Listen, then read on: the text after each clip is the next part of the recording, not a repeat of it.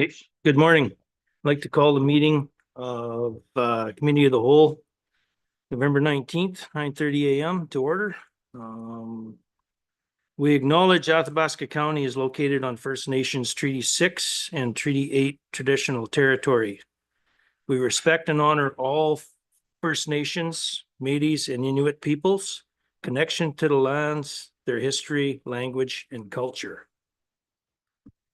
Thank you. And I have a brief statement to read out. Last week, Athabasca County was notified that the Caslin Fire Department will be receiving $350,000 as a result creative sentencing stemming from a workplace incident in the Peace River area in 2022. The individual who was involved had strong ties to the Caslin area. The family graciously decided to direct a creative sentencing to the Caslin Fire Department, demonstrating their care and support for the community. We are very humbled to receive this funding, but wish it was received under happier circumstances.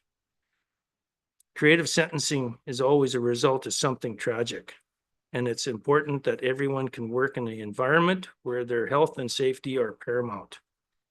The funding will be used to purchase new rescue equipment and training to ensure the safety of county residents.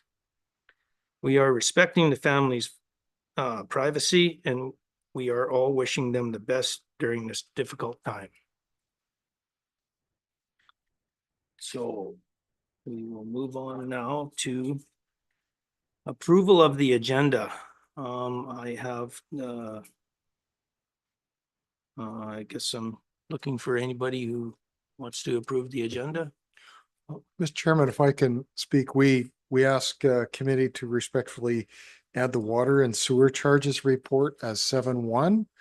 And if committee has time in closed session, we've got 3 updates for committee in closed session, 8-1, 8-2, and 8-3. Okay. Works for me. I'll make the motion to approve as amended. Councillor, any other discussion? Councillor Cromwell has moved the motion to accept the agenda as amended. All in favor? Aye. All opposed? So that would be 6 and 1. So it's moved. Oh, 5 and 1. Yeah, excuse me. Approval of the minutes from last meeting. I'll move to approve. Councillor Chamzik, any discussion? Councillor Chamzik has moved to approve the minutes from last meeting. All in favor? Aye. All opposed? None opposed. So what was that? 7 and 1. Now, moving on to item 4.1, action item list.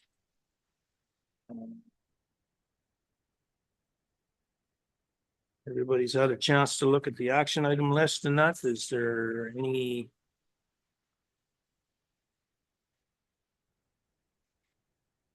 Oh, 6 and 1. Okay. I'm having trouble counting. So is there any discussion on the action item list that wants anybody has? Go ahead. Thank you very much. We'll start. I've got a few just for questions, actually. On page 7, CC 23668, it mentions to have a report back for the last meeting in November. And I'm just curious if administration needs more time for that.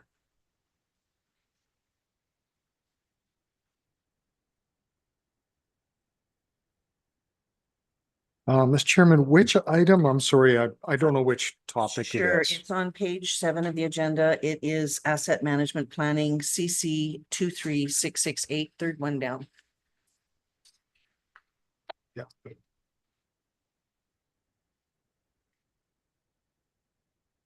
So this is the fire equipment. We'll see if we can.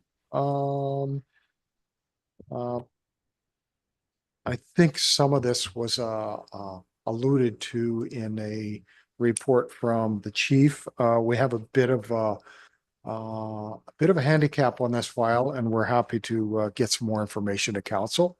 It's not as straightforward, so it should be, but it's not. So can we absolutely guarantee we can have it in the last meeting? No.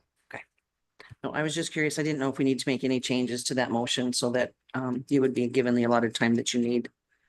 But we can, I guess, do that at a later date. Okay, thank you. And if I may. Okay, page 8 on the it is the third one down, CC 24312. We create a draft bylaw related to derelict properties. Just curious on if there's an update on the status of that one.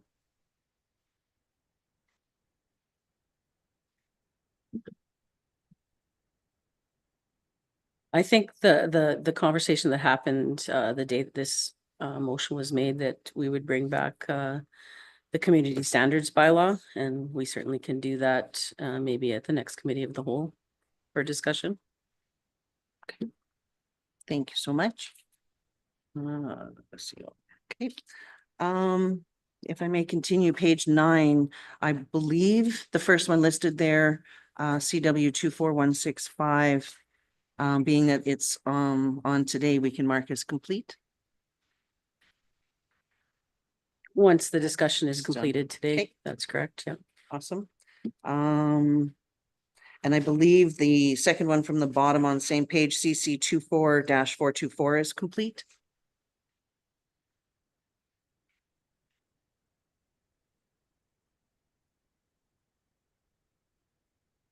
And I have more to whip off this list for complete. So the next page, page 10, third one down, CC 24442, I believe is also complete, but I just thought I would double check. That one's done.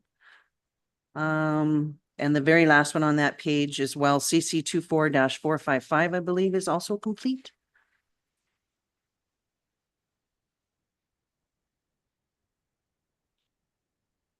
I'm assuming.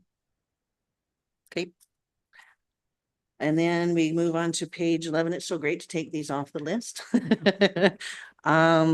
The first one, CC 24-460 on page 11, I believe is also complete. And I'm not sure if they stay on here until checks are issued or how that works, but I just thought I would double check. The first two on that one, actually, I'm thinking should be complete. Okay, so the first two, and then the third one, CC 24-466, I believe was completed as well.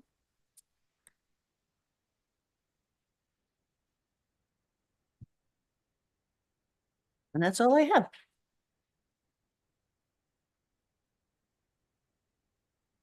Thank you.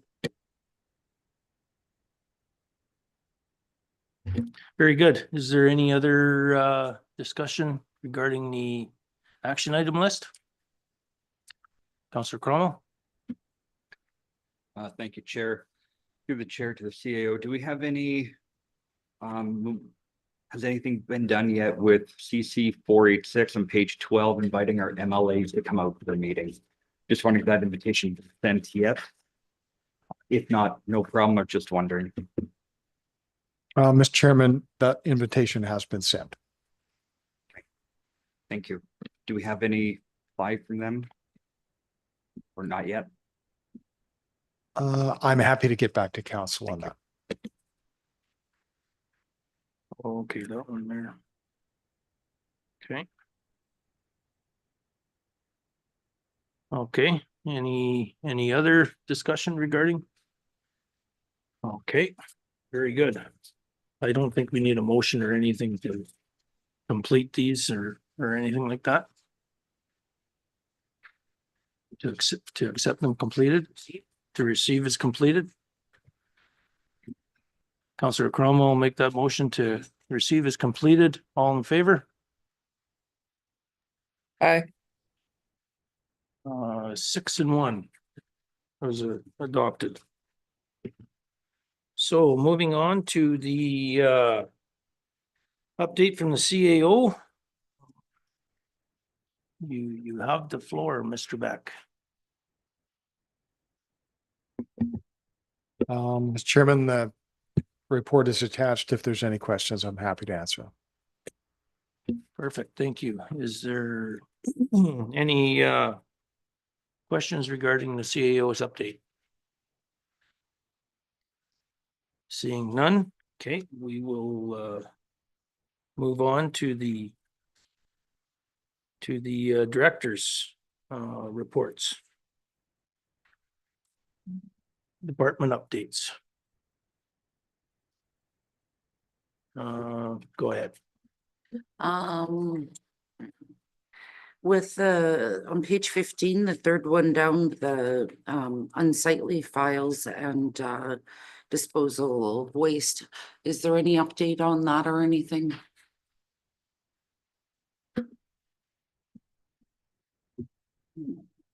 They're just ongoing files. I'd also like to say it's been really great having the CPOs out at our school, a lot of really positive feedback about that. And looking at economic development with the Travel Lakeland, when will this be coming to the county? Will this be coming shortly? Currently, we're just doing investigation and assessment, and then once we're ready, we'll bring it to council. Wonderful. Thank you. Thank you. Any other discussion with Director Wilkinson? Any other questions, concerns? Go ahead. Reeve Hall. Thank you. All That's all good. Thank you. Page 24. I just wanted to give a shout out to FCSS. Well, as well, thank you very much for the report. It's very thorough and I know a lot of work goes into it. So thank you very much for that. But I was also noticing through FCSS that a lot of wonderful things that has been taking place. And one of them that we even got to see was the annual trick or treat event, which I thought was really cool to see all of that. So shout out to FCSS for doing such a great job. And thank you for the report. Thank you for that. Any other discussion on the? Okay, so thank you very much for the report. We'll move on to the next one. Director of Corporate Services. Is there anybody that wants to discuss anything in this presentation here? Very thorough. Go ahead. Dave Holland. So on page 26 under grants, I was just curious, there was, it mentioned responded to inquiries, notified groups and processed grants to organizations, the Athabasca Landing Trail Steering Committee. I was just curious what that was for. Mr. Chairman and members of the committee, I'll have to just confirm that with the grants writer and what that was in reference to. Okay, I appreciate that. Thank you. I just wanted to ask a quick question, if I may, on page 27 with regards to the disaster recovery program. It's probably been answered, but I can't remember. So I'm just curious about the difference, of course, from our actual costs to our grant claim. Where does that funding come from to pay for the difference, to cover the difference?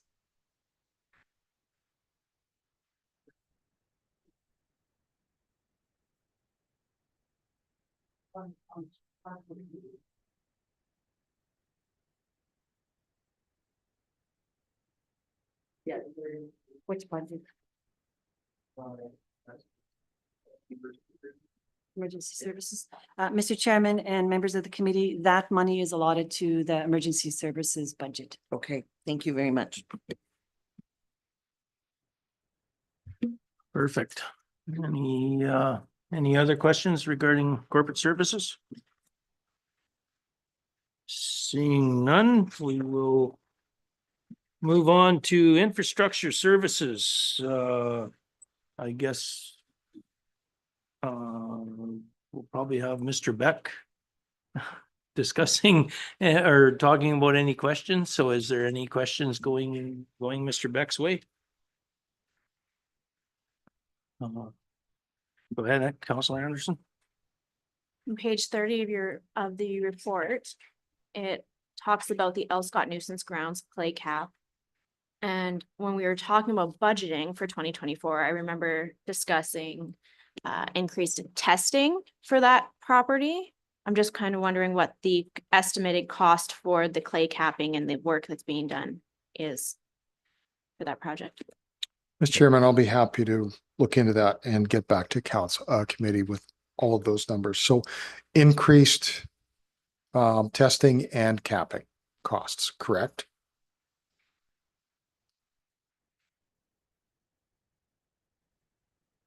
Okay. Excuse me. Any other questions? Counselor Cromwell? Thank you very much. The playground that was closed in Collinton and has been roped off, has that playground been demolished or removed, or is it just flagged off? Mr. Chairman, I'll confirm it. Last week it was proposed to be removed. I didn't hear back that it had actually been done, so I understood that crews were going out there, so my guess is it is removed, but I'll confirm that. Thank you very much. If I can comment on there, I went down through there after it was closed off and it was actually fenced off. There was no way to get in there without opening the fence up. So great job on that end. Councillor Johnson. With the water, are we gonna be doing the other end of that dead end pipe? Just in case if there ever is an issue, I just hate for that not to be remembered in the end of in the middle of a crisis or anything. And other than that, I just have for the Rural Women's Conference, with the utilizing staff capacity to sit on the planning committee, is this just for this year because of that large grant? Or So- is, Mr. Chairman, there's two questions. I Right. have no idea what the first one was about. First one is actually, if I can help you out Sorry. there, page 32, right? yeah, page 32 with the water, the pipe. The To Bison the Ridge playground? distribution line? Yes. And the question is, Are we gonna be doing that other end of the pipe with the okay, I'll follow up Okay. if there's more work. And the other one was with respect to the Rural Women's Conference. It's asking to have, if they're gonna be using more staff. I know that, I didn't sit on that committee. I know we received a large grant, so I imagine that there's some pretty big plans for this year. And I'm just not completely caught up with that, if this is going to be. Nor am I, Mr. Chairman. What would you like? What would Oh, I was council? just curious if this is going to be just this year, if we're going to have more staff sit on, or if this is going to be one of these things where these committees are going to be overseen more by the county. Okay, I'll have to look into that and discuss with the committee and provide a One report back. last question as well. Are we going to be seeing more of a spraying program in the future for next year in our hamlets and subdivisions for noxious weeds, that type of thing? I'm not expecting an answer on that anytime soon either. Thank you. If I can just cut in there, I wonder if we could discuss that a little bit more at the ASB meeting regarding spraying in the hamlets and that, and maybe bring it up through there. And because they're the ones, the ASB people are the ones that look after the spraying, right? Yeah. So, Well, and I think it comes down to our level of service as well. So, but I Yep. do agree with that. yep, you betcha. And that'll help out on that end a little bit more. So the Rural Women's Conference, I think what's going on there is they're looking at just enhancing with a few other, a little bit more staffing and feedback from the staff to move that along. So you betcha. Reeve Holland. Thank you. I was just curious on page 31 under the GIS. It mentions that there were new layers added on the web map. One was the updated forest fire protection boundary. It's awesome. It looks great. But I was also curious about the snowplow applications and maps for operations. I'm assuming that's administrative only and not a public viewing on the web map. Just curious. We'd have to get clarification. Thank you. Okay. And I think. I think that's all I have for now. Thank you. Okay, any other discussion with regarding infrastructure services? I think everything's going well out there. Graders are still on the road. We have no snow. So here we go. Oh, I'm there sorry. is one more. I'm sorry, it's under agricultural services and this might be a better place for ASB, but it mentions on page 33 that some work for registered ag drainage is to be scheduled for completion. I guess in chatting, is this the place to discuss having a level of service for drainage work policy and a budget increase, or is this something that we would bring to ASB first? Mr. Chairman, certainly drainage in the county requires a lot of discussion with council about level of service. I can't find a single policy that tells us what level of service we're trying to achieve. So I believe the level of service in the past has been if we get phone calls. That's not really a great program. So I've spent a lot of time working on that in the last 2 weeks, and I believe this should be a high priority item for 2025 is to adopt a level of service. And more discussion is required. Okay, is it, just curious, is this a better spot for ASB to have the conversation first, or is it something we should bring back to Cal? Just for thinking about a moment. This level of service, this would require a lot of council, committee of the whole. ASB can't determine level of service for the county. They could advise, but at the end of the day, the rubber stops with council on policy development and level of service. Okay, thank you. Maybe coming out of reports, I have a motion to recommend to council. Yeah. Okay. Yeah, when we're done. Okay, so any other discussion? Counselor Wallach? Just Go to ahead. follow up on that, the registered drainage is different than a regular drainage. The provincial government came in and put in these registered drainage and dumped it on the counties. So that's where it's the difference between a regular drainage versus a provincial registered drainage.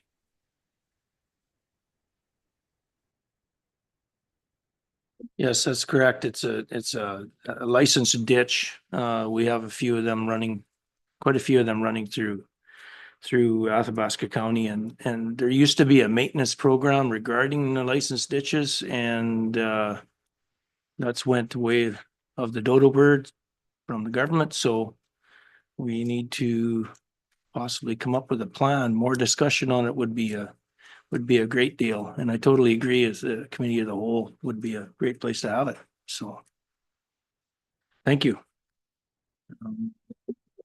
Any other questions regarding the infrastructure report?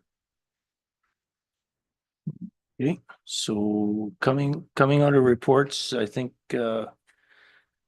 Reeve Holland had a motion. She wanted to recommend a motion to put forward. Thank you, if I may. Recommendation to council to request administration to bring forward discussion regarding level of service and budget for drainage work. A level of service policy for drainage work and budget.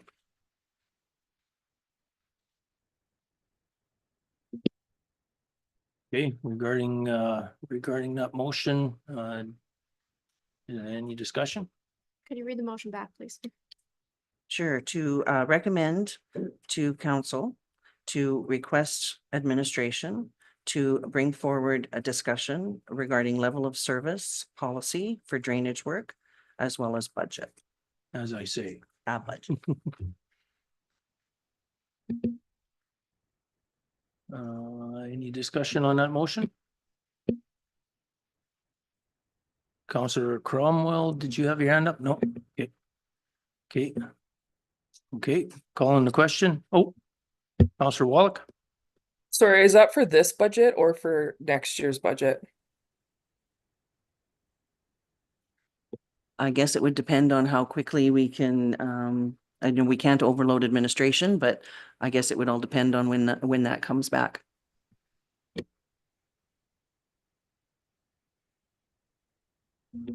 Yeah, I guess the biggest thing, yeah, I don't know what budget it should be in because it's gonna be a big undertaking. It's not like we're gonna be able to, our administration's gonna be able to sit down. They gotta find out a lot of information regarding where these drainage ditches are, what needs to actually be done and stuff like that. So I think, Mr. Chairman, if I infer from the motion that you're not expecting this report to come back with a bunch of answers. It's for us to flesh out what the task would be and all the outcomes of that, including costs if we will need legal and we will probably need some other advice. So my inference is this is a bit of a project report. What would it take to get us from where we are to have a full-blown program if we ever got there? that would work. Absolutely. I think that's a very good idea because that's gonna take a lot of administration time to come up with this plan. I know with myself even trying to work with ASB over the years, it was just beat your head against the ground trying to figure out which one to go to first. So you betcha. Okay, so on the do we need the motion read again? Or are we okay to vote? Okay, so all in favor of the motion? It's 4, all opposed, Nay. 2, 4 and 2, it's carried. Okay, so I guess from there, we will move on to the counselor updates. Why don't we start with Counselor Cromwell? Well, thank you very much.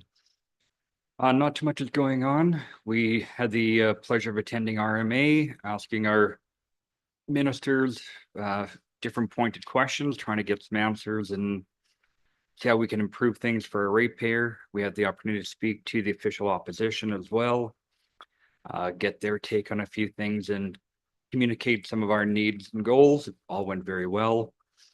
Right now, thank you to administration. We have a sounding truck on the way to Wandering River, or actually in the town site right now, which is fantastic, much needed for our very icy bits of road up there.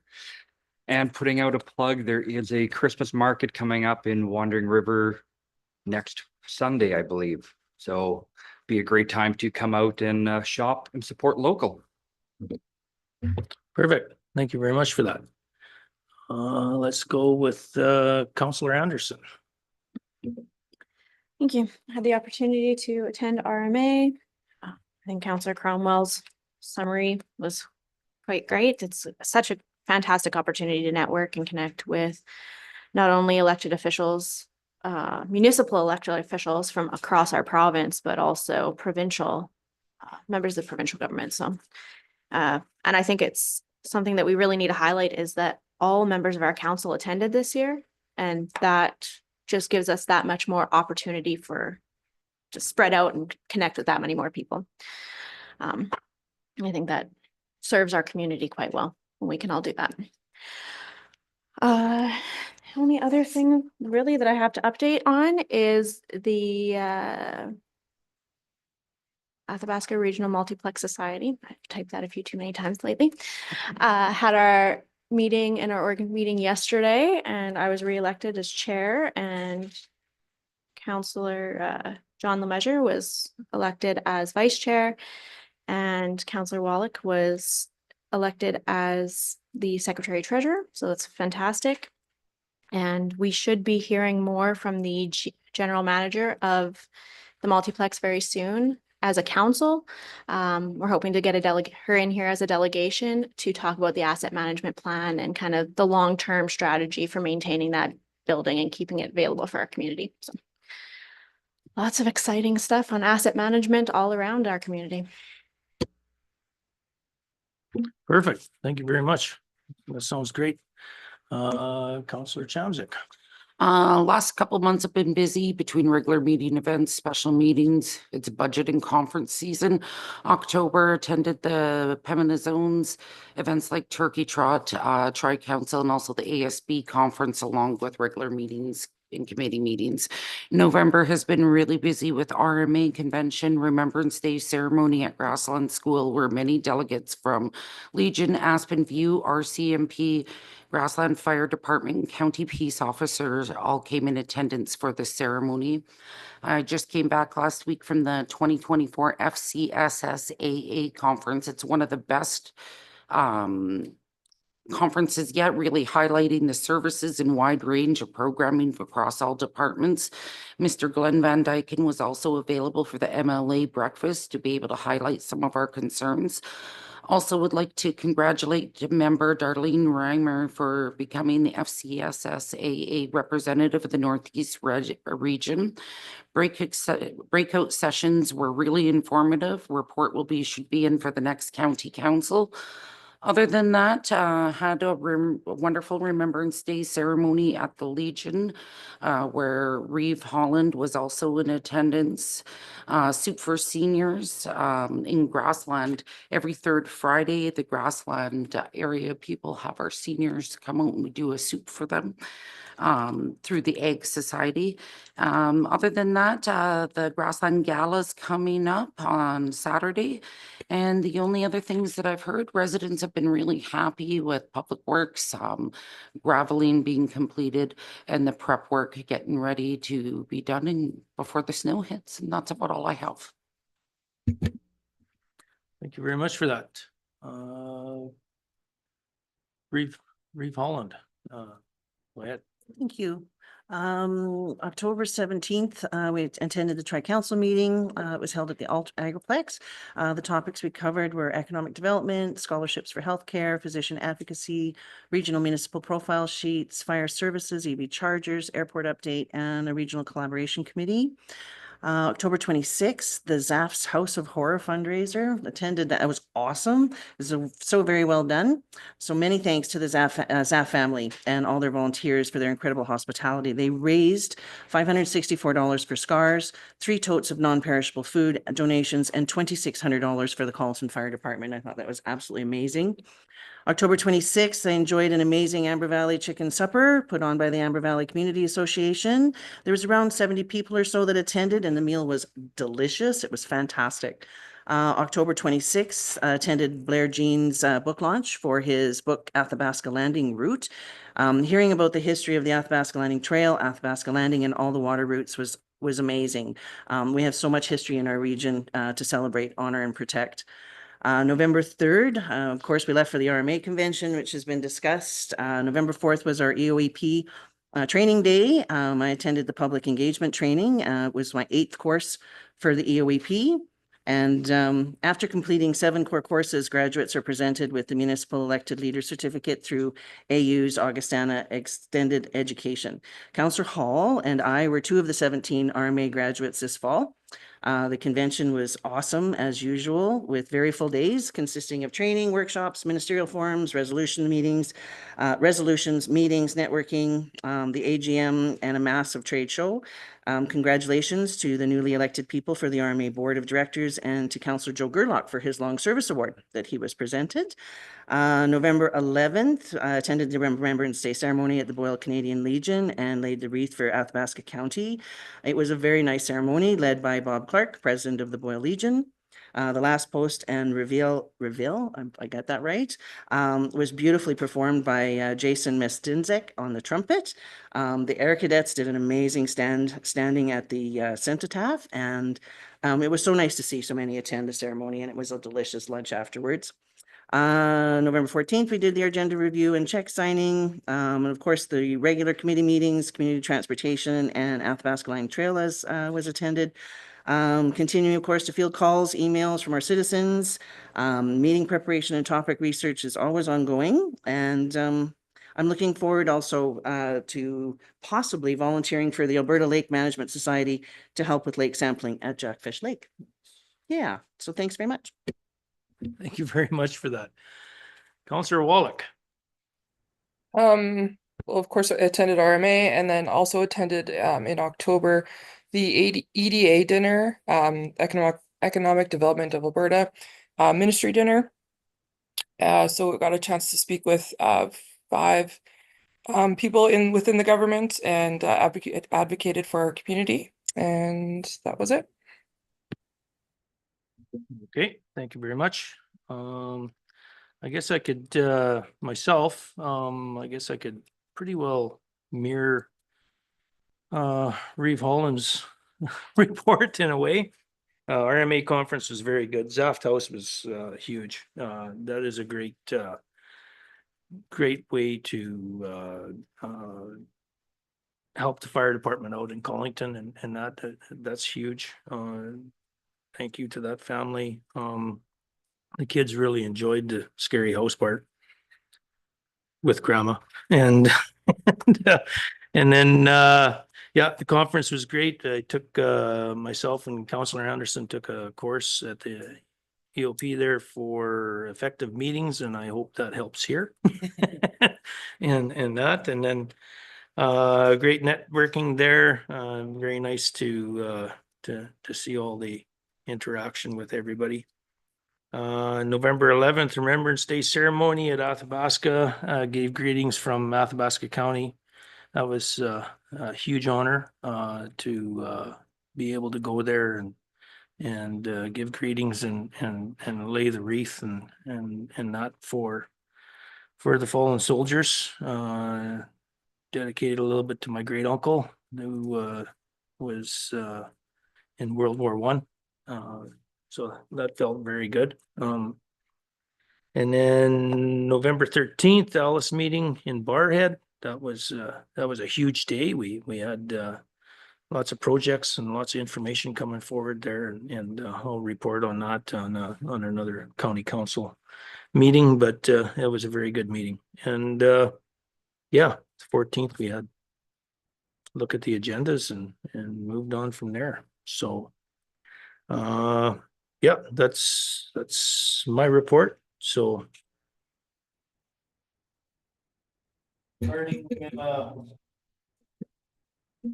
regarding the roundtable discussions and everything, thank you to everybody for your presentation. Will be noted in the minutes. So I guess we can move on to policy number 5. Business arising from minutes, policy 5510, development and enforcement discussion. I guess from there was to the CC 24-165, moved by Councillor Holland to table this item to committee. MPC 2344, moved by Councillor Reeve Holland, that Municipal Planning Commission directs administration to review policy 5510. So here we are. Here we are. So Show me, go ahead. Reeve Holland, do you want to take this on? Thanks very much. So in looking over this particular policy, and then we also have policy 9205. I was wondering if there was appetite to possibly combine the two into one policy, if it's possible even. But one of the policies that I noticed in another municipality that really spoke a lot about some of the things that we might be able to make our policy stronger with a bit more detail was policy out of the RMWB OPE-080. And it is, document name was bylaw enforcement. And it's under the Department, of course, of Community and Protection Services. And it combines all of bylaw enforcement into one policy and explains what it's all about. And so when I was looking at it, the definitions that I noticed that we possibly could consider are a definition for bylaw enforcement officer, the provincial statute, definition as well that's mentioned there, that we don't mention. And it means a provincial statute that the municipality or a peace officer employed by the municipality has been designated to enforce. And so I don't know if we need to update our policy, being that we have enforcement on highways, and if that applies to this. The other one was POPA, the Provincial Offences Procedure Act, is not listed in our definitions. And we do not have a definition for frivolous complaint because vexatious and frivolous are different. So there's just a few of those items that I was wondering what the appetite was of council to look a little deeper into this. And then as I was going through the policy, so on page 37, we mentioned, of course, primarily on Athabasca County relies primarily on public complaints and to achieve voluntary compliance through communication and education. There is some language in the RMWB policy as well under that really spoke with regards to investigations, that the bylaw contravention investigations they mentioned as well will primarily be initiated by public complaints. But in 3.4.2 of their bylaw, they mention that bylaw contravention investigations may be undertaken in response to complaints or observations from municipal employees, police, or other agencies, or be initiated proactively by bylaw enforcement officers. And we don't mention that in ours as well. So there's just a couple of things that I think we could make our policy a lot stronger and be a lot more, explain it better. It's in more detail. And there's also some changes that I was looking at with regards to language. County manager should be changed to CAO. I think there's a couple of items there. Page 38, 6.4, page 39, 8.4. And then I was also curious about timeframes on page 38, section 3. We don't mention how much time we're giving, and I don't know if that's possible even, or if that's a case-by-case basis when it comes to that kind of thing, but just curious about how that worked. So yeah, just a few things. 8.6 on page 39, it says enforcement proceedings will generally commence where and when voluntary compliance cannot be achieved to rectify bylaw infractions. And I'm just wondering if the word generally needs to be there, or if it should be removed. So it's enforcement proceedings will commence where and when voluntary compliance cannot be achieved, just to make that a little bit stronger. So yeah, I just see a few changes and just wondering how council feels about it. Or the committee. Okay, so yeah, that's you betcha. So Councillor Cromwell, you want to have a discussion here? I think those proposed changes are quite well and go very in line with the direction I think we're trying to go. And I support them all down. Thank you. Okay, thank you for that. Any other discussion? Councillor Anderson?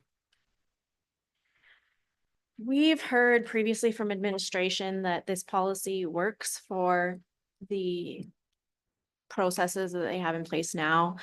And the recommendations being placed on the table seem to be a more proactive approach where you're going out and looking, actively searching for unauthorized development. And I'm kind of wondering what the implications would end up being if we made these changes, how many more positions we would have to add for administration to actually be able to fulfill that. And so I'm not in favor of making the changes until we have a complete picture of what that would entail. Okay, thank you for that. Councillor Wallach? Yeah, just on the same basis there. At number 3 of the discussion, the department thinks it's good. There's no need for change at this time. We've talked about this before about going out and ticketing people, which we were opposed to before. So I guess, has council changed their mind on going out and actively looking for people? Because as discussed before, that wasn't the case. So I'm not sure where we're going with this.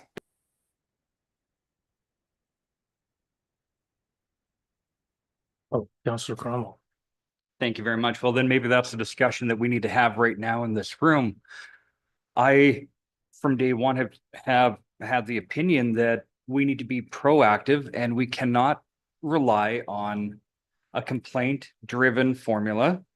We have been told many a time by ratepayers that things are not being looked at. Things are falling under the radar with neighbors, with peers around the board, and we do not have the staff to maintain it. The county has no teeth, and we owe it to ensure that things are being done appropriately, that development conditions are being followed, that complaints are being looked at. And as I have said on, I believe, every budget before, I think we need to look at having a development compliance officer out there looking at what is going on, ensuring that things are being done. And I really believe that we have to make the changes, that we have to be proactive, and we have to ensure that things are fair from A to B, and that things are actually getting done as it is written to be done, or else we're wasting our time in every condition and everything that we write down, because hey, it doesn't matter. We don't go out to check. Don't do it. That's the unfortunate attitude and perception that is out there.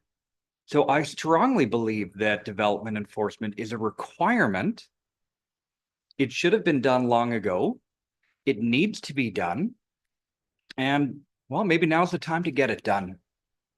Okay, and yeah, okay. Reeve Holland. Thanks very much.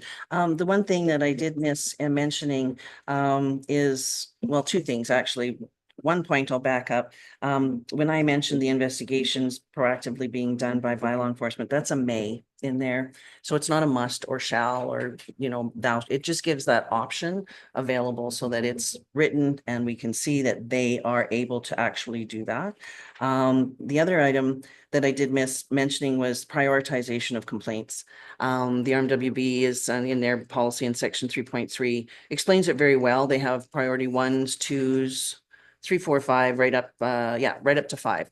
And so being able to prioritize complaints shouldn't create an administrative backlog at all if we prioritize them correctly over 3 CPOs that we have. We mentioned when we were looking at hiring the 3rd CPO that this would allow for some of these things to be looked into and looked at. And I fully believe that we would be able to do that if we were able to prioritize the complaints appropriately. Okay, thank you for that. Director Wilkinson, do you have any comment on regarding what's being asked here? Like, I guess one question I'm thinking about is, when was the last time we looked at this policy?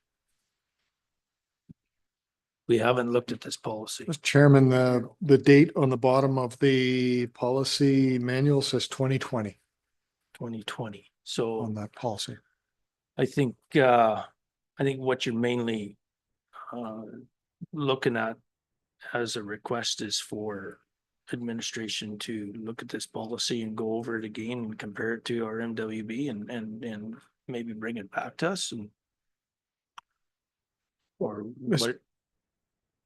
Mr. Chairman, yeah, we would be asking for direction from council. I really respect RMWB, but we're not RMWB. Last time I checked, they had a population of 82,000 people and the 2nd largest hamlet in Alberta, the largest being Sherwood Park. So they have a urban context. So they're a great one to look at for policy examples because they do things well. But we're a different animal than RMWB. I believe their operating budget, just operating, is 500 million. It's great. We haven't seen that. I can download it and have a look. I think the discussion you were having about level of service is a discussion that staff need to hear if you want. And that was what I believe Councillor Anderson was getting at was, are we actually driving at a higher level of service, which is what Councillor Cromwell would like. Level of service is really the most important thing that council should be telling us. Most of this policy is a procedure. So if it came back, it would be probably one paragraph long. And it would depend on what level of service you want. The rest of it would be a procedural document, and it wouldn't be up to council to determine proper procedure. We would figure that out. Yeah, this is a level of service discussion among council, and that our job is to provide you the information that you need so you can have that healthy debate. I'll leave it there. Oh, thank you very much for that. Makes it a little bit more clear. Go ahead. Thanks. And I hear exactly what you're saying. Yeah, it is a totally different beast in the RMWB. However, a lot of what is mentioned in, I believe, in this policy that they have definitely would enhance our policy.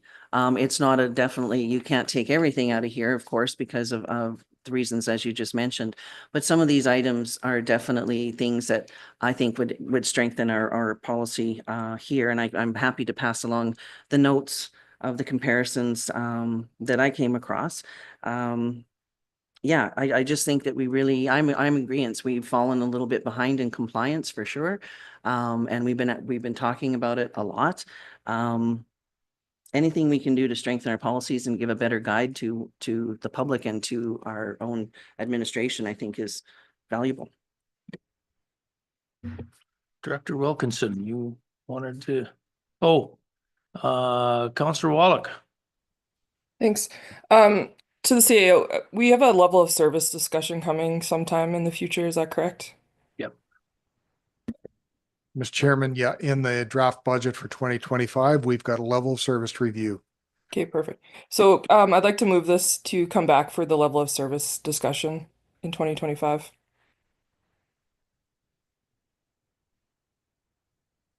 Recommend a motion to the committee of the whole to move this to the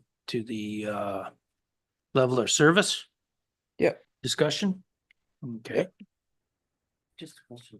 okay, just By moving it to the level of service, which I'm wholeheartedly happy to do. I'm just curious if that will also update, that discussion will also create a space to update some of the items that need to be updated on this policy. so it's a question to administration. Would that happen where I guess we could, through the level of service, would there be a new policy that comes out of there? That discussion? If council at the time determines that you need a new policy. If you determine that you don't and you're happy with the current status, certainly the policy as it stands, even if council didn't want to change the level of service, needs some cleanup and we need to get the procedure out of there. So it depends how the review goes. And if this is honestly, when we bring back the service level inventory, how many services we do, you're going to be shocked to see how many you actually yeah. have.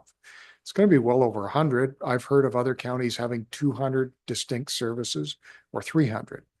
They can't all be number one. You're going to have to prioritize which ones you want to review in a year, because these things have real budget implications and they have real public implications too. So if this is number one, absolutely, this would be the first one you do, but you're going to be shocked to see how many different services that we have, and that some really probably rate very highly on a liability perspective for us to get under control.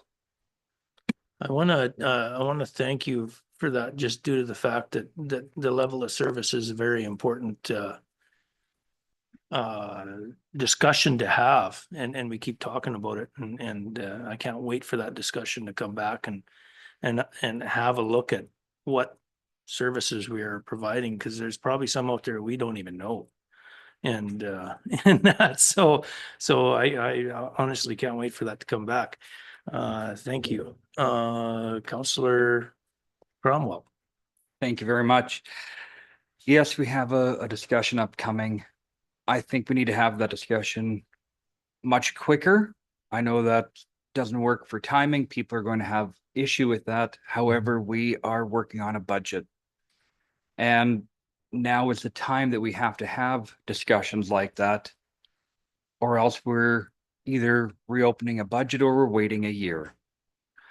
So I would much rather find a way to have discussion before we approve final budget and have a better understanding and rather than waiting. I don't think we're gonna have that discussion before we pass the budget.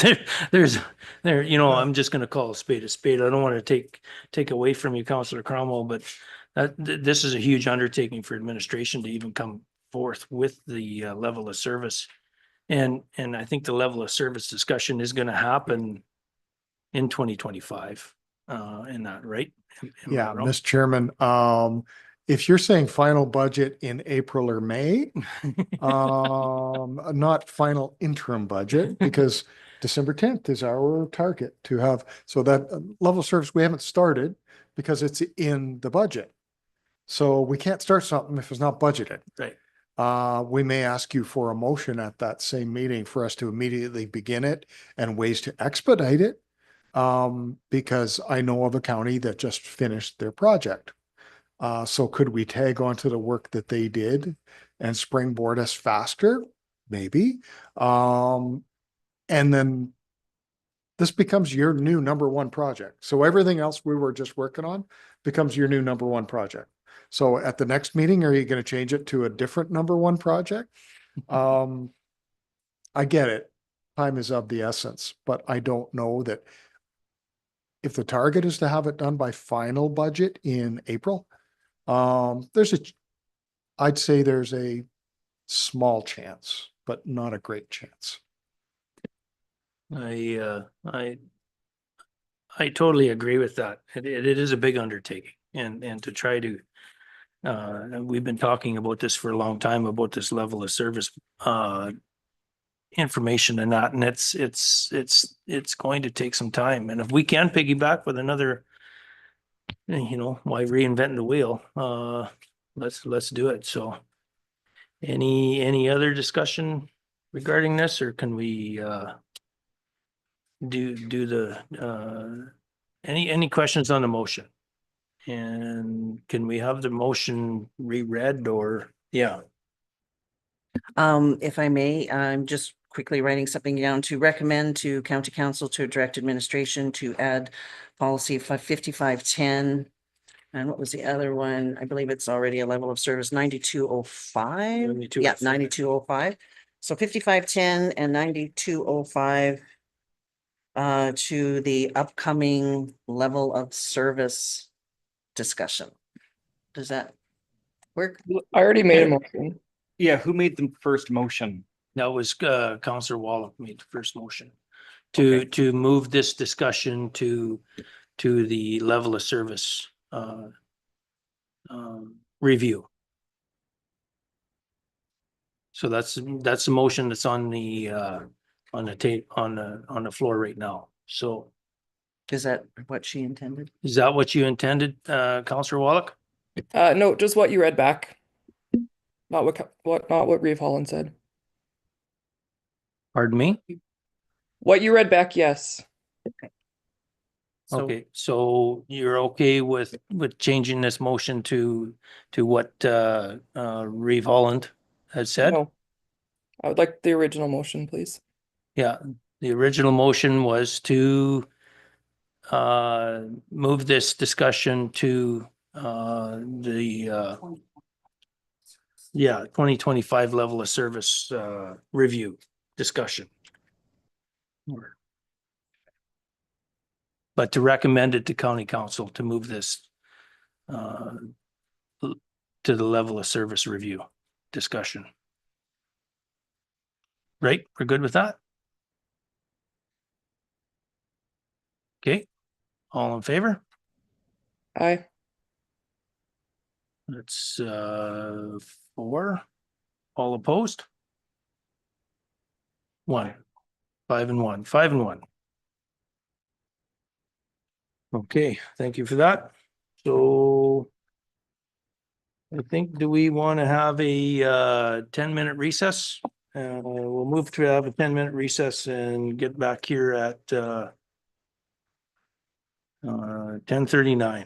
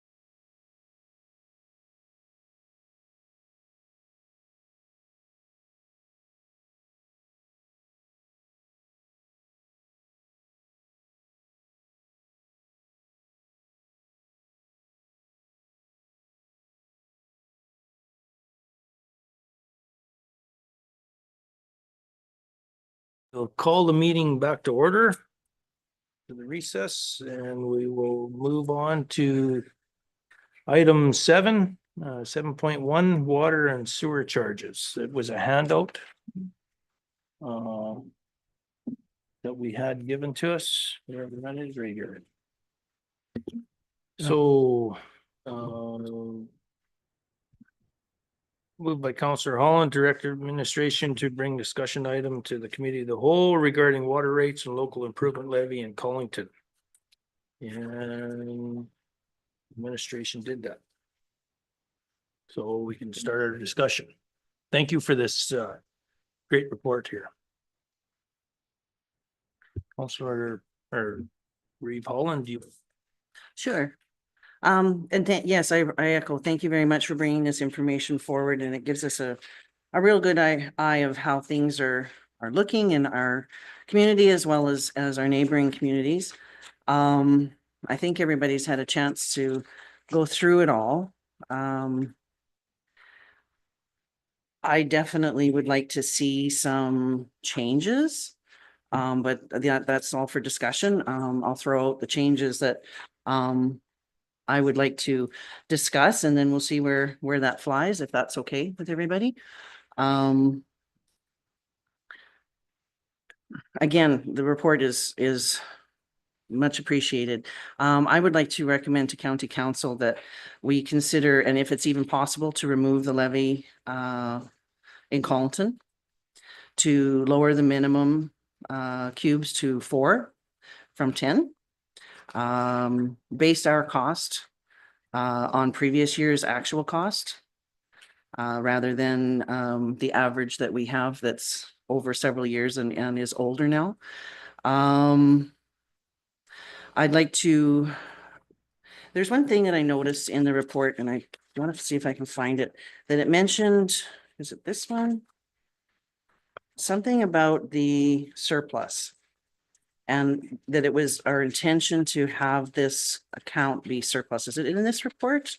Or maybe it's in the other one, but being that I don't recall us aiming to have surpluses in our water supply. I would like to see that the surplus that was gained in 2023 actually be moved to from unrestricted to the water capital reserve for equipment and pipe or line there, being that that's where the money came from. I'm thinking we should put it into that reserve. And if we move that surplus from 2023 to the water capital reserve, I fully believe then that we should be able to halt any further reserves for 24, 25, and 26. Because that would definitely encompass all those 3 years. And in doing that would actually lower our rate, hopefully, because of course reserves are added to increasing our rate. I would also like to see that we move away from user pay to subsidizing water across county, returning to that, especially considering our Water for Life grant that we have received. There are still expenses that are going to be incurred by the county that will be subsidized across the county. So I think all water, being it is a complete asset for the county, should be subsidized across the county.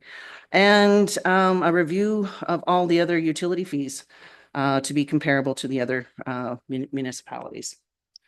So that's my list of wishes and hopes and dreams for water, and just was throwing it out there and see how everybody else feels.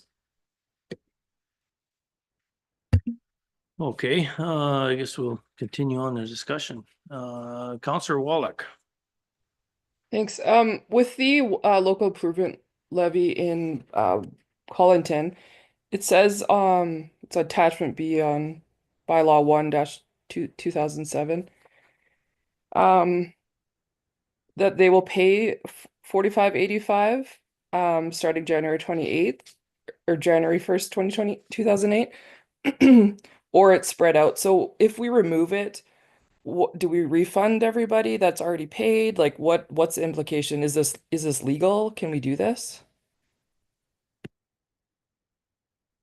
I guess that's a question for administration. Yeah, Mr. Chairman, we'd have to look into the implications of that. I got to be honest, I've never heard of a local improvement levy being paid out. It's not to say it hasn't been done, so it's one thing I've never seen before. So we would have to research it. Okay, thank you. Does that work for you, Counselor Wallach? I think this is something that the community agreed to in 2008. And this seems like a ton of administration work to do. I'm just gonna chime in on that one. Yeah, the community agreed to it, like the Collington area agreed to it and everything, and then all of a sudden, under a bylaw, it changed to, county council changed it to the county paying for it, so it seems a little convoluted for some reason. If they agreed to pay it, why aren't they still paying it? They're actually not paying it, we are paying it, so that's my point of view, but Counselor Cromwell. Thank you very much. Well, let me go back to my notes here. We'll start with removing the levy. You know what? That is something that we can do. There's a way that we can make things fair across the board. We can standardize across the board. We've been talking about that forever to make water fair and equitable to everybody, no matter where you reside, and not punish some and reward others for how close you are to urban. I think that we can do both the community of Collington and the rest of the county a favor, remove that levy and standardize water rates across the county. I absolutely believe that. I'm very happy to look at our actual cost. I have always wondered, and will continue to wonder, how the breakdown that we have has been made and how that has come to. And again, charging more for water to the people of Grassland and Wandering River area is not right. They have the same right to affordable water that everyone else does around the county. The commission has gone to one rate. That is something that we need to do, is make water affordable. And I would agree again with the moving that that surplus into a water reserve. That is a very, very smart thing to do. I don't agree on the minimum cubes. I think that is a little bit low. I would more be in line with the 6 to 8 minimum cube, but that is a discussion point that we can have. But I also agree very wholeheartedly. And I remember when we talked about water, we went around this room far too many times. And we were going back and forth and back and forth. And I remember I threw out, okay, 10 cubes, and it was enough. It was in the middle of everyone that we actually agreed to it. 10 is, I think, too high. And I will full-heartedly support that, but we had to get somewhere. We got somewhere. Now we have to work on it and we have to make it better. And I think we're on the right track. And you know what? If we can come back to the ratepayers of this county and go, surprise, we have just made life better. That is what we're here for. That is why we're in these chairs. That is how we move forward. That is how we get the trust of the population out there, is to make smart choices for the betterment of the county as a whole. Thank you. Revon. I just wanted to clarify something with regards to the levy as well. We have to remember that when the Water for Life grant went through to Grassland and Wandering River, they were not charged for an improvement levy. And in doing that, Collington had said, well, how come we still have ours? So to zero out that levy, the rate on our bylaw is the first 10 cubes is at 320 plus the ARWC SC rate. When you calculate it all out, that difference for the first 10 cubes compared to anything afterwards actually cancels out the levy. So we're zeroing out the levy to begin with, which to me makes 0 sense why we charge it and then we zero it out. If we're able to remove it, it just cleans it up and makes it cleaner. And we're done. We're done dealing with it. So I just wanted to point that out. 6 to 8 cubes. is a fair, quantity. I'm thinking of the seniors and those single families, those tiny families that are getting hit with making 68 cubes and they might be only using 3 or 4. So that's where it's at. You would still capture anything after the 4 for the people who are doing the 68, but that's just where I was at with that. Okay, any? Did he? It's not up now. Counselor Hall, did you want to chime in on a discussion or? Well, I hadn't raised my hand, but I think we need to really seek some good legal advice before you start trying to erase that levy. That's a bylaw that's a debt imposed on each parcel of land. So are you planning to refund people their money? What if people have paid at different rates? What if someone paid it all up front? Like, there's a lot of questions there. And I think, our administration is burdened with things that are already important to us. I just don't think this is a reasonable ask.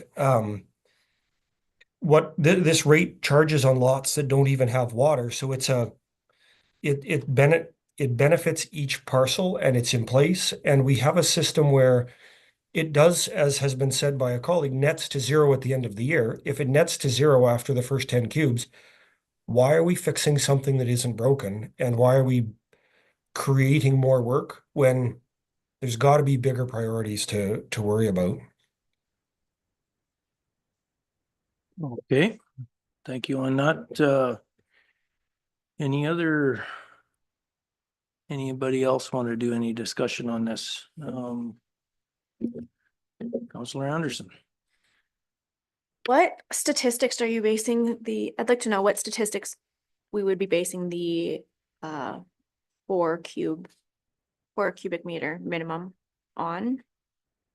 I also want to point out that in our attachment E, the town of Athabasca also has a service fee that we need to add into this calculation too.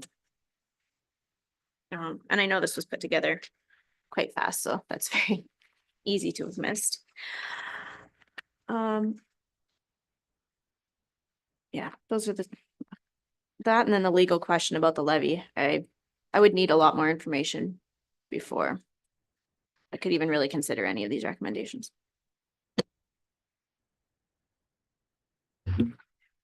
Reeve Holland. Thank you. Just the 4 cube came from discussion with people who are using water on a regular. And it came from talking with several seniors that live alone. And they are paying 10 cubes for 6 cubes basically that they don't use. So it's an excess bill that, again, as Councillor Cornwell put out, we're here to help make people's lives easier and make water affordable. And seniors' income does not increase. It's not very rarely. So for that, that's where that came from, in conversation. And yes, of course, legal advice for sure would definitely be where we would need to go to figure out this levy. And without taking that dive, we will never know. And again, it's just creating a bone of contention to have this different rate. And everybody's wondering why. So for me, it would be worth looking into. Okay, I'm just going to chime in here for a second on just regarding the levy. Yeah, if it's an easy way to figure out, just to make it transparent, I have no problem with it. If it's I know it does zero out, so. But just to make it transparent, then everybody's paying the same thing all the way across. It doesn't matter where you're at in the county, you're paying the same. The minimum, my point of view on the minimum is I haul water for myself and my wife, and we go through anywhere from 5 to 6 cubes a month. So I'm okay with 5 or 6 because I haul it. I know how much I use. And not so, yeah, and if we drop the minimum, we'll actually drop the rate a bit. If we could drop the rate, it'd be great. That's my point of view. Counselor Hall. I think we have to, a couple of comments that keep coming up relate to this different, charging people different. And I think a lot of that comes back to understanding and education and stopping perpetuating that mistruth. As we continue to hear, after 10 cubes, the net effect of the levy and the rate together is 0. Now, I'm okay with the idea that we can make a statement and say we're prepared to subsidize water for our residents and make a conscious decision of it. I think it has to be based on some research and some facts. I'm okay with us saying we want to use this as an economic driver, but again, it has to be data driven. I think we have to have a conversation still, though, about to what extent are we prepared to subsidize industry. And so maybe there is a method where we can have the first 6 cubes are at some kind of bargain rate which is generally will cover our ratepayers, but also above that at a more cost recovery rate so that when various large industrial type users are taking vast quantities of water, the average ratepayer in the county is not subsidizing that unless, again, we make a conscious choice to say we're going to subsidize everything, which I'm not at this moment in favor of. And I had the other thought I had made a note of to ask is why don't we do a bit of a public poll and a survey and see what our ratepayers actually think? Like there's we could include this in a survey where we gather data from our residents and see what they think is the right amount, what degree they're prepared to subsidize industry, and also what degree they're prepared to subsidize water, period. So I think there's a way to thread the needle here where we make a difference for ratepayers and affordability, but also, or don't go crazy on the industrial side. Thank you. Okay, thank you. Reeve Holland. Thank you. I don't think it's a mistruth when we're talking about charging different rates. It's right in our bylaw. Schedule A shows 2 different rates. So it's not a mistruth, it's there, right in front of us. And with regards to subsidizing across our community, economic development is involved with that. And it benefits the whole county. And if we are making it more difficult for people to come and set up shop here and do business here, it's not doing our county any good. So for me, subsidization is done in several communities and several municipalities, probably more than not. And so I don't understand why it's an issue. We did have this conversation a long time ago with bringing quite a few residents spoke up, and we were accused of it being a one-sided email campaign. So I'm not really sure how the survey would float, but definitely I've talked to enough residents that they are fed up to the teeth with the absolutely ridiculous cost we have here for water. Councilor Cromwell. Thank you. Oh, I didn't see you. Sorry. Reeve Holland said many of the things I was going to say. In Schedule A, it's very clear that residents are being charged either an extra $3.2 per cubic meter or $5.13 per cubic meter on top of the cost that we purchase water for. I don't believe that there would be a subsidization in changing that rate. I'd also like to remind everybody that your sewer rates are based upon the rate that you pay on your water. So when we're charging a 10 cubic meter minimum, we're already affecting their sewer rate. If we're doing a minimum of, let's say, 5 cube, which I agree very much, Mr. Chair, would be far more appropriate. We're saving on the cost of water. If they use more, they pay for what they use. Their sewer charge is also factored into that and billed accordingly. There are many issues with what we have for our water rates across the county. And I understand administration is working very hard on this and still gathering information and looking into it further. But there are changes that we can make for the benefit without talking about subsidizing for industry. We're not at that part of the discussion. We're talking about fair and proper billing for our ratepayers across the board, period. We have the ability to make a monumental change for the ratepayers of our county, for the people that live here and the people that work here. For the people that are struggling for affordability, we're in a world of unprecedented inflation, unprecedented cost, more and more downloading. And we're arguing about, can we save the ratepayers a few dollars on their water and sewer bill? With all due respect, give your head a shake.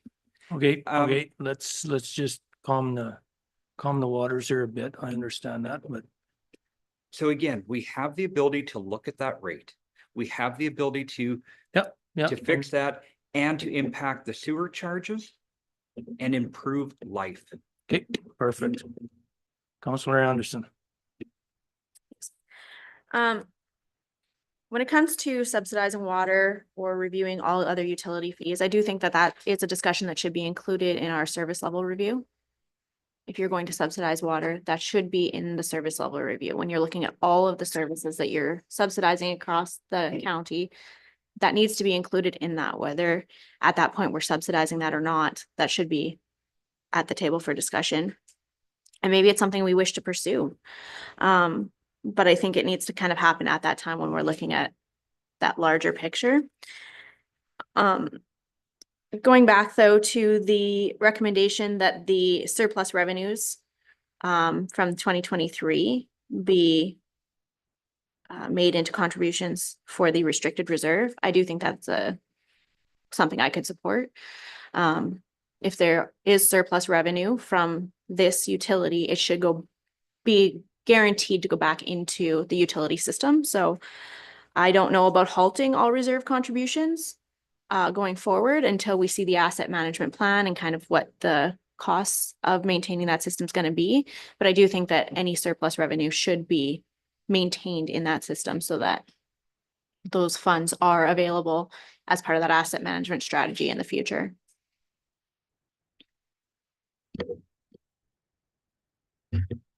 Okay, nope.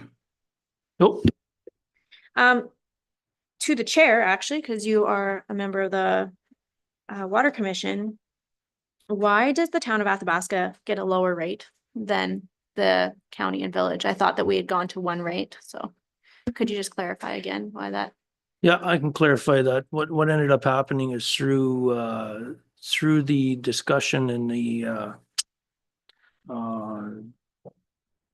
I guess the discussion and negotiating with getting down to a one rate, the commission gave the town a little bit of gratis on putting into their contributions for reserves.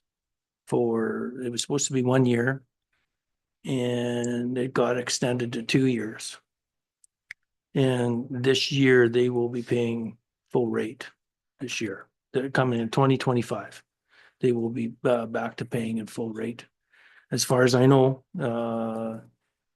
that is being looked at in the budget as we speak with the commission. So yeah, that's what the motion was, is that 2025, the town of Athabasca will be paying the full rate. You're welcome. Councillor Hall. On the reserve contribution, I think we were all heard the Premier speak a few days ago, and I would encourage us to continue to look at reserves based on replacement of those capital assets. The Premier said directly that the province will not be bailing out municipalities who don't save for capital reserve replacements. And, you know, we all know what it's like to inherit a large basket of capital assets where there hasn't been saving. And so I think it is responsible and the right thing to do for the future to not pass on more problems to them. So we should continue to do some level of savings. And even at the rate we're doing it now, may not be enough to be fully funded by the time these assets expire. But I believe firmly that it is better to do something rather than nothing. And keep moving on. The other piece is we heard a comment about inflation. Just as a reminder, inflation is actually back under control. It is at a normal place, and that is why the Bank of Canada continues to lower interest rates. So inflation is where at the federal fiscal policy targeted numbers right now. Anyway, the reserves, you're going to continue to hear me say it. It's important that we set a little bit aside over a long period of time so that we don't hand off a bunch of debt to the future. And we should be proud of the work we've done as a council already on that front, whether it's landfills and fire equipment. We're making good progress. We should not go backwards on that. Okay, thank you. Reeve Holland? Thank you.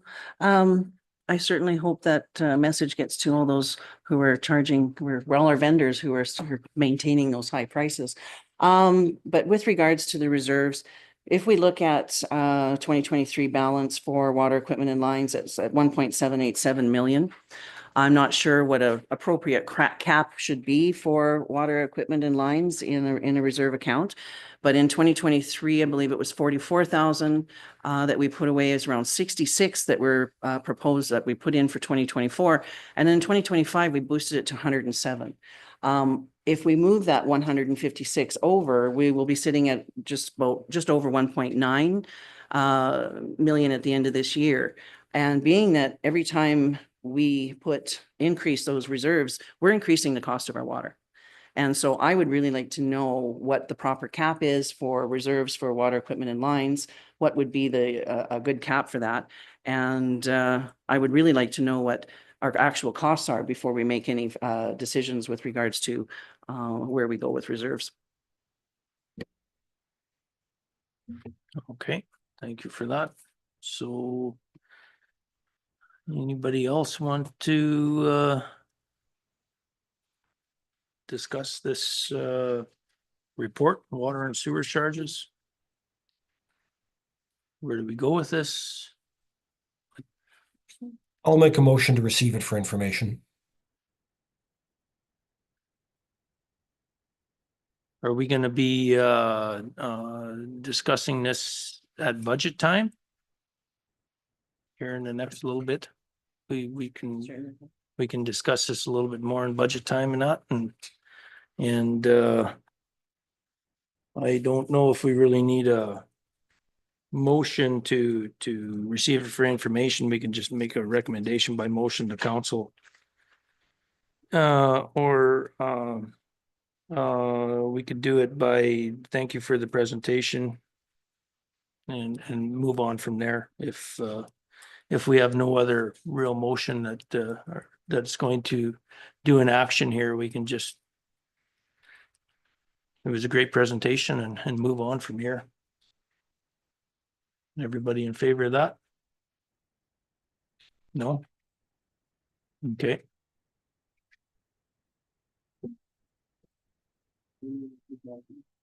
Would you like a motion? Receive it for information?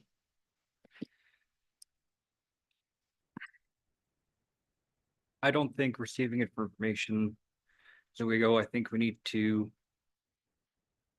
defeat that motion, make a motion to bring it back at the budget meeting coming up next and hammer it out further and actually get some traction. There are things that we can make changes on now, and there are further improved changes we can make later on. Go ahead. Being that the water supply is part of our budget, do we need to bring this particular document forward, or can we just discuss it at the water supply portion of the budget? Just, I don't know what the procedure would be for that. Would that work where we can just Mr. Chairman, I mean, the report is public info now. I mean, if you decided to pick it up at any future meeting, especially under budget, it's at the will of council or the chair. I mean, the water rates, the water budget is up for discussion under the special council meeting agenda for the 2025 budget. Okay, so if we, Councillor Wallach, Yeah, can somebody explain, like, after 3 years now that we're not making motions in this committee? Like, I'm so confused. It seems like most of council understands this, but it was never explained. Can somebody explain what we're doing?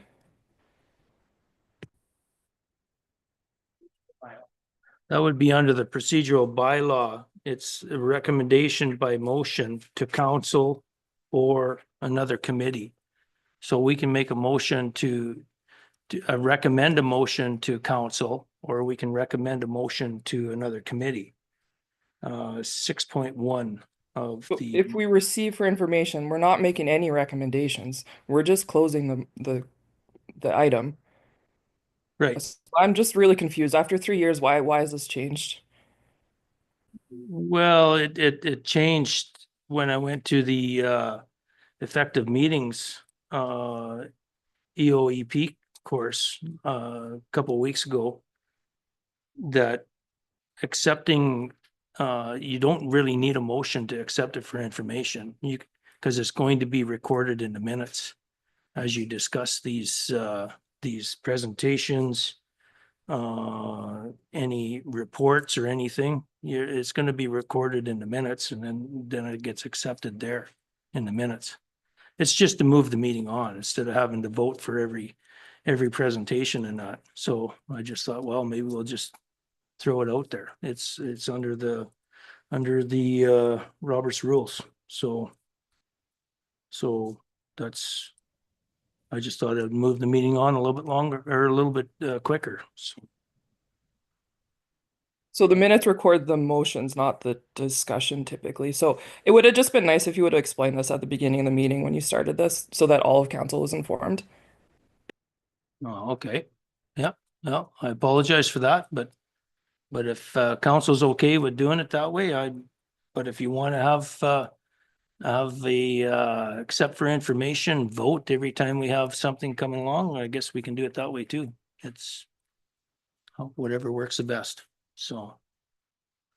Councilor Revolt. No, I appreciate that. Our bylaw has always been, where we are only able to recommend, motions. We're not able to, we cannot make decisions in this committee. So that's always been the way it has been, and that's the correct way of doing it. And I wholeheartedly agree. There's no need to put motions on the floor if we don't have an action. Reports just need to be, say, thank you very much, and it's in the minutes. So, I think it's a speedy way of doing things, and I appreciate that. Okay, so I guess we have a motion on the floor right now that says accept it for information or receive it for information. I guess any discussion on that? Seeing none, all in favor? Aye. Aye. Opposed? 2-4, or 3-4. So it's defeated. Motion is defeated. So is anybody wanting to put a motion on the floor? To recommend to council or go ahead. Thank you. I know there's several different items that were discussed, but maybe if we can start to possibly recommend to county council, to direct administration, to investigate the Collinton levy bylaw and the ability to possibly cancel it. Is that work for people?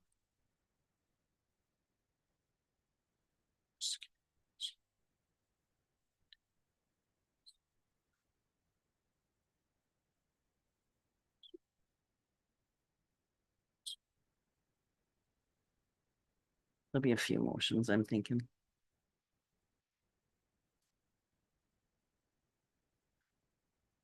Okay, so we got motion on the floor right now to Recommend. recommend No, man, this is all messing me up. Do you want here. me to Yeah. repeat it? Yeah. I'll try. Okay, to recommend to county council, to direct administration, to investigate the Collinton levy to determine if it is possible to cancel it. To cancel the levy. Is that the term for removing or getting rid of a levy, counseling?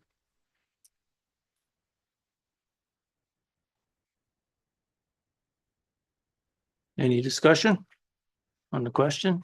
Reeve Hall, or I mean, Counselor Hall? I know it says that on the screen. I've tried to adjust the profile and I can't make that come out. The profile I see has that gone.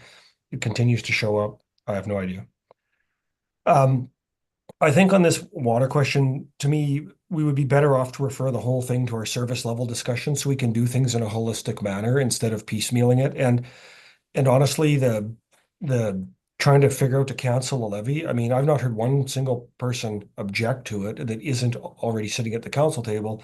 It's a solution in search of a problem, and so I can't support that. It's something that was in place and agreed to, and I think we should stop redoing work of the past. So I'm opposed to that and think we should put the whole thing forward to the service level discussion conversation. Thanks. Thank you. Any other discussion? No? Counselor Cromwell? Thank you. I definitely support the recommended or the motion on the floor, and I hope there's more forthcoming. We cannot put everything over to a service level discussion. We cannot hold up and hold up and hold up, and I'm very happy to see some forward momentum happening today.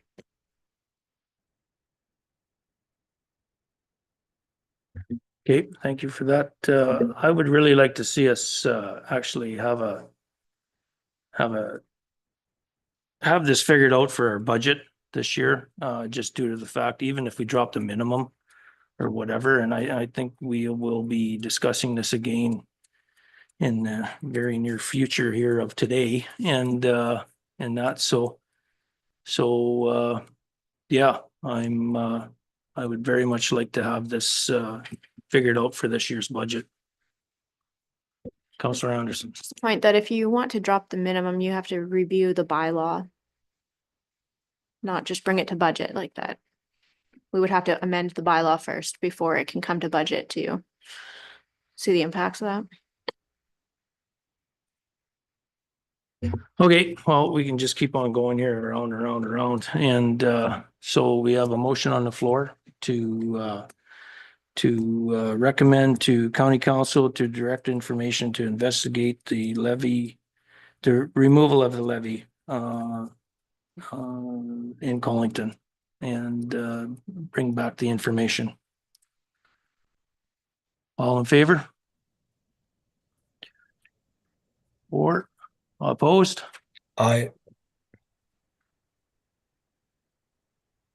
Counselor Wallach, how do you Nay. vote? Okay, that's 4-3. Motion is passed. So that I'm looking for a motion to go into closed. Counselor Cromwell has made the motion to go into closed. All in favor? Aye. Okay, carried.